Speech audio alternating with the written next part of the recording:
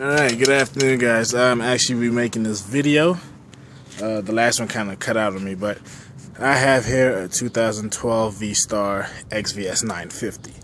And I've been looking on the forums to try to figure out how to put a fuel gauge in it, which I've actually done. I kind of took it back apart after riding it for a while to adjust my fuel and everything to make sure it's accurate. But as you can see, I have my fuel gauge right here. Right now it's in red. It's aftermarket. I got mine off of eBay. And here's my fuel floater. As you can see, it's connected up into the bike. Goes right up in there. Now the factory fuel floater I actually have in my garage, but it's kind of like this little resistor. And all it does is this little light, fuel light comes on, and it tells you, oh hey, you're almost low in fuel. And I kind of wanted to know where my fuel actually was, so I got this one.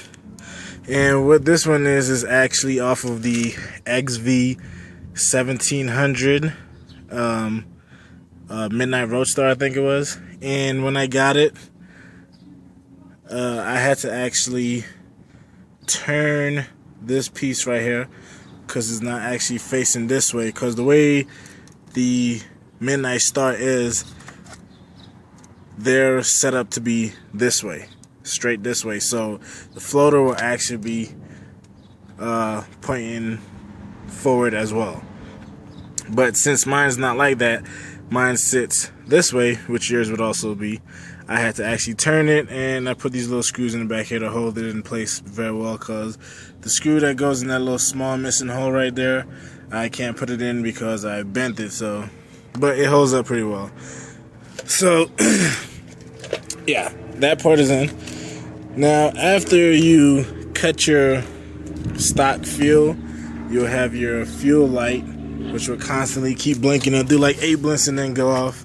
And what you have to do is you come down here and you want to cut like a long piece of wire or off of the factory fuel sender. And what you do, you want to get like at least a 1.1 kilo ohms resistor and just connect the two ends to the two wires. Once you do that, that stops blinking. And I guess it's just telling the computer that there's fuel in it or whatever. But you don't really need this after you do that. This is basically good.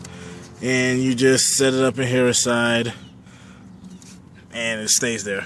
I put electrical tape over mine, you know, for when it gets wet and stuff. But anyway, back to my fuel gauge. As you can see, it's on red.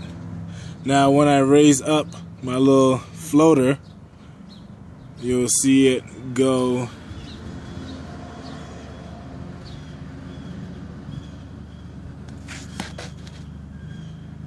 kind of bright outside, so you won't really be able to tell, but it's actually moving up. Let me try to cover it. See, you can see the green right there, and it actually moves up, so now it'll give you a better reading. You want to make sure you do all this before you put it inside the tank, so that you know where your fuel thing is. And you want to also have to bend this wire here and kind of sit it next to your thing to see where it would be or whatever. So that's about it for that. And then after doing that, you want to also shave down some of these parts, because when you put it in, you kind of have to put the floater part in first like this, then you will have to maneuver it and do all kinds of crazy shit to get it in. So you want to kind of like cut these down so you can get in there pretty good. I'll go ahead and do that. See if you guys can see.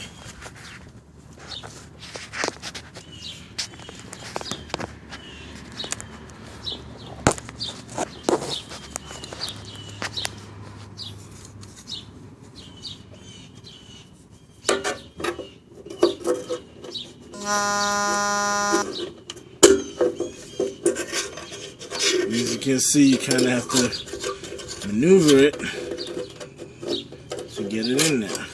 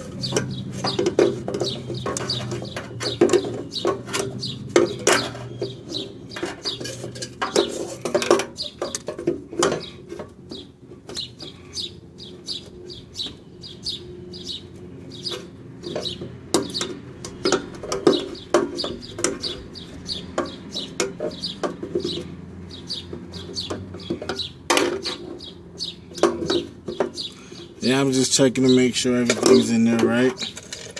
And then you get your screws.